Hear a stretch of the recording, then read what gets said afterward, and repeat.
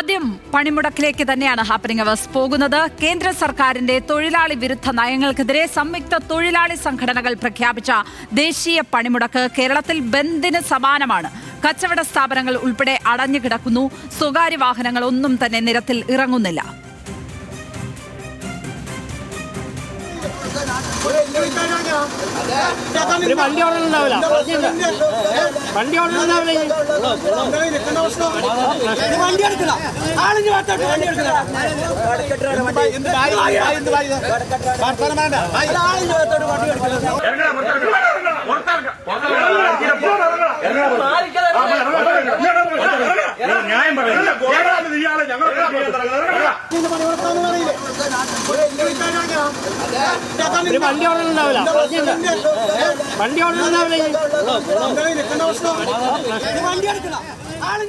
KSRTC service നടത്തുമെന്ന മന്ത്രിയുടെ വാക്കും പാഴ്വാക്കായി. Service നടത്തിയ KSRTC ബസ്സുകൾ സമരക്കാർ തടഞ്ഞു. നെയ്യാറ്റിൻകരയിൽ KSRTC ബസ്സിൽ നിന്ന് യാത്രക്കാരെ ഇറക്കിവിട്ടു.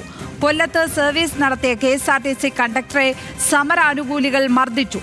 കണ്ണൂരിൽ കോർപ്പറേഷൻ ശുചീകരണ തൊഴിലാളിയുടെ ചൂൽ പിടിച്ചുവാങ്ങി പണിമുടക്ക് അനുകൂലികൾ.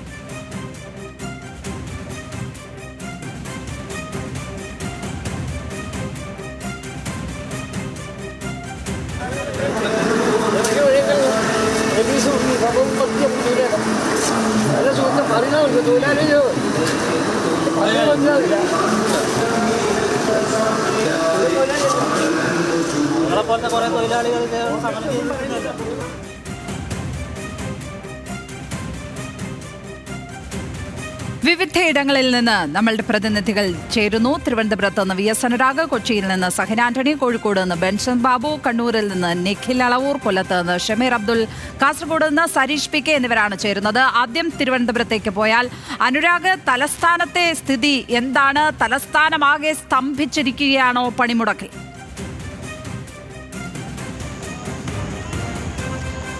ലക്ഷ്മി സൂചിപ്പിച്ചതുപോലെ ബന്ദിന് സമാനമാണ് തിരുവനന്തപുരത്തെ ഒരു സാഹചര്യം. പക്ഷേ ഇവിടെ വലയുന്നത് പൊതുജനമാണ്. ഈ റെയിൽവേ സ്റ്റേഷനിൽ നിന്ന് പുറത്തേക്ക് ഇറങ്ങുന്നവർ വാഹനം കിട്ടാതെ കൂട്ടത്തോടെ നിൽക്കുന്ന ദൃശ്യമാണ് നമ്മളിപ്പോൾ കാണുന്നത്.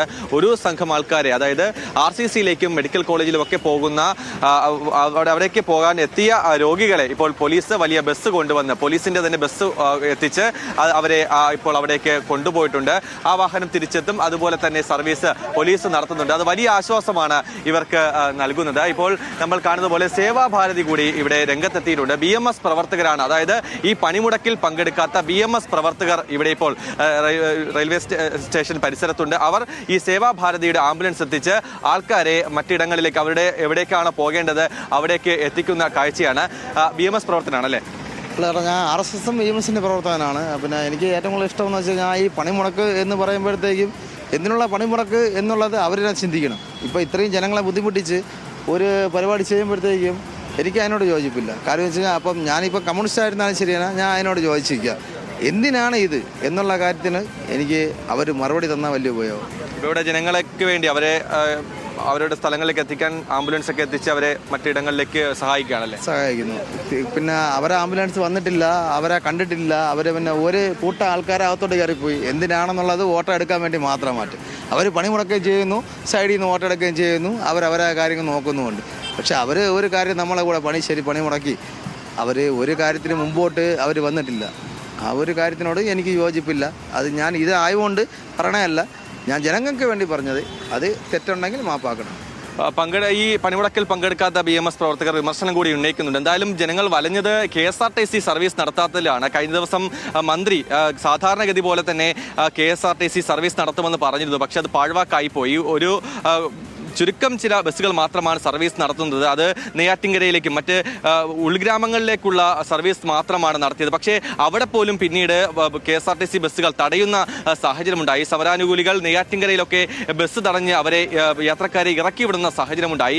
നെയ്യാറ്റിൻകര ഡിപ്പോയിൽ നിന്നാണ് ഇന്ന് തിരുവനന്തപുരത്ത് ഏറ്റവും അധികം സർവീസുകൾ നടത്തിയിരിക്കുന്നത്. 41-ലധികം സർവീസുകൾ അവിടെ നിന്ന് നടത്തിയിട്ടുണ്ട്. പക്ഷേ നെടുമങ്ങാടും കാട്ടാക്കടയും പാലോടും നെടുമങ്ങാട് പല ഇടങ്ങളിലും ഇത്തരത്തിൽ സ്വകാര്യ വാഹനങ്ങളടക്കം സമരം സമരാനുകൂലികൾ തടയുന്ന സാഹചര്യം ഉണ്ടായിട്ടുണ്ട്. എന്തായാലും മറ്റ് അനിഷ്ട സംഭവങ്ങളിലേക്കൊന്നും തലസ്ഥാനം കടന്നിട്ടില്ല എന്നുള്ളതാണ് ഏറ്റവും പ്രധാനപ്പെട്ട കാര്യം. തിരുവനന്തപുരത്ത് രാവിലെ പല ദീർഘദൂര സർവീസുകൾ പല ഡിപ്പോകളിൽ നിന്നും എത്തിയിട്ടുണ്ടായിരുന്നു. പക്ഷേ തമ്പാനൂരിൽ നിന്ന് അവർക്ക് മറ്റിടങ്ങളിലേക്ക് പോകാൻ സാധിക്കുന്നില്ല. അവർ ഇവിടെ കുടുങ്ങിക്കിടക്കുന്ന സാഹചര്യം ഉണ്ടായി. കാരണം ഈ ഡിപ്പോയിൽ നിന്ന് പുറത്തേക്ക് ഇറങ്ങുന്ന വഴി അത് വലിയ ബസ്സുകൾ KSRTCയുടെ തന്നെ വലിയ ബസ്സുകൾ കൊണ്ട് അവർ കുറുകയിട്ടിരുന്ന സാഹചര്യം ഉണ്ടായി. അതുകൊണ്ട് തന്നെ അവർക്ക് പുറത്തേക്ക് ഇറങ്ങാൻ സാധിക്കാതെ അവർ അകത്ത് കുടുങ്ങിക്കിടക്കുകയായിരുന്നു. ആ ബസ്സിലുള്ള യാത്രക്കാരും അതോടെ വലയുന്ന സാഹചര്യം ഉണ്ടായി. പലയിടത്തും യാത്രക്കാർ കുടുങ്ങിക്കിടക്കുകയാണ്. ഇപ്പോൾ ദൃശ്യങ്ങൾ കാണുന്നത് RCCയിലേക്ക് പോകാൻ എത്തിയ രോഗികളെ കൊണ്ടുപോകുന്ന സ്വകാര്യ വാഹനമാണ്. അങ്ങനെ സ്വകാര്യ വാഹനങ്ങൾ പോലും തിരുവനന്തപുരത്ത് വിരലിൽ എണ്ണാവുന്ന രീതിയിൽ മാത്രമാണ് പുറത്തുള്ളത് എന്നുള്ളതാണ്. ഏറ്റവും ഗൗരവതരമായ മറ്റൊരു കാര്യം,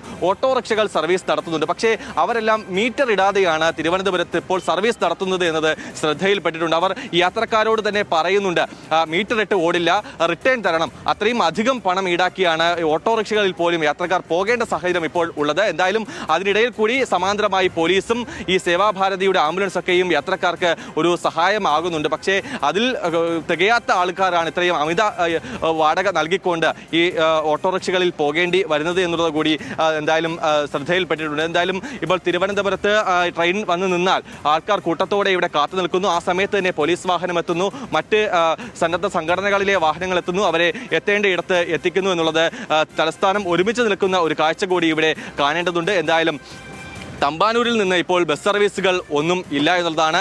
ഈ പരിസരമൊക്കെയും ഈ സമയത്ത് തിങ്ങി നിറങ്ങി സ്വകാര്യ വാഹനങ്ങൾ പോകുന്ന സമയമാണ്. പക്ഷേ ഇപ്പോൾ റോഡിലേക്ക് നോക്കിയാൽ അറിയാം, ഒരു വാഹനങ്ങൾ പോലുമില്ല. ആളുകൾ വാഹനം കിട്ടാതെ അലഞ്ഞു നടക്കുന്ന കാഴ്ച മാത്രമാണ് ഇപ്പോൾ തിരുവനന്തപുരത്ത് ഉള്ളത്. കടകളെല്ലാം അടഞ്ഞു കിടക്കുന്നു. അങ്ങനെ ലക്ഷ്മി സൂചിപ്പിച്ചതുപോലെ ബന്ദിന് സമാനമായി, ഹർത്താലിന് സമാനമായ ഒരു കാഴ്ചയാണ്, സാഹചര്യമാണ് ഇപ്പോൾ തിരുവനന്തപുരത്ത് ഉടലെടുത്തിരിക്കുന്നത്.